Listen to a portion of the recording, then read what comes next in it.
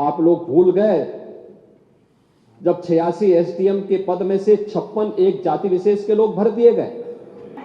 जिसकी डिग्री फर्जी थी उसे आयोग का अध्यक्ष बना करके पूरे कमीशन और युवाओं के भविष्य के साथ खिलवाड़ करने का काम हुआ था। उसको जब मौका मिला उसने मारी तबाही, पूरे युवाओं के साथ खिलवाड़ किया था। ये कौन नहीं जानता है 2017 के पहले क्या स्थितियां थी? कौन नहीं जानता है क्या नहीं होता था? आप लोग भूल गए जब 86 एसडीएम के पद में से 56 एक जाति विशेष के लोग भर दिए गए। और ये कौन नहीं जानता है इस बात को? पांडे जी, इसका ये भी हम बताएंगे। दूसरा वही प्रयागराज है जिस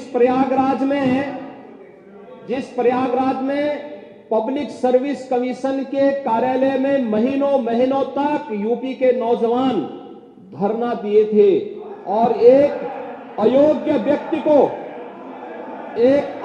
व्यक्ति को जो उसके लिए डिजर्व नहीं करता था, एलिजिबल नहीं था, जिसकी डिग्री फर्जी थी, उसे आयोग का अध्यक्ष बना करके पूरे कमीशन और युवाओं के भविष्य के साथ खिलवाड़ करने का काम हुआ था।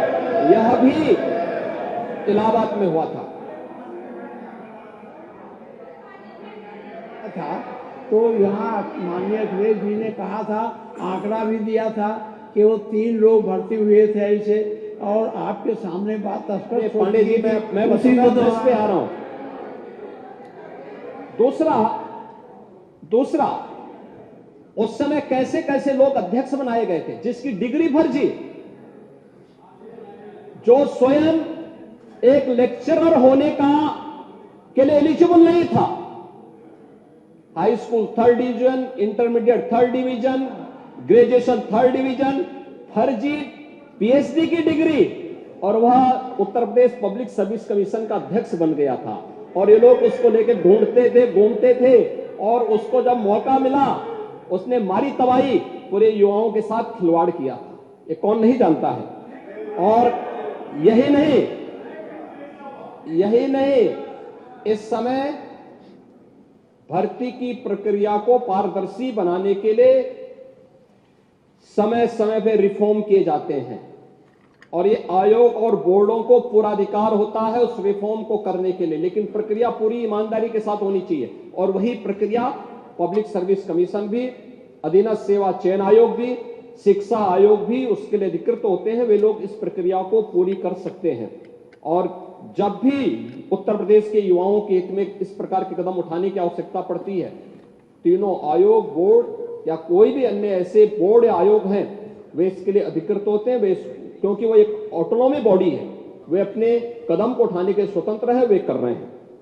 लेकिन प्रक्रिया में कोई खामी नहीं, उनकी ईमानदारी, उनकी नियत में कोई, उनकी पारदर्शिता में कोई उंगली नहीं उठा सकता। पूरी शुचिता और पारदर्शिता के साथ सारे कार्य संपन्न हो रहे हैं।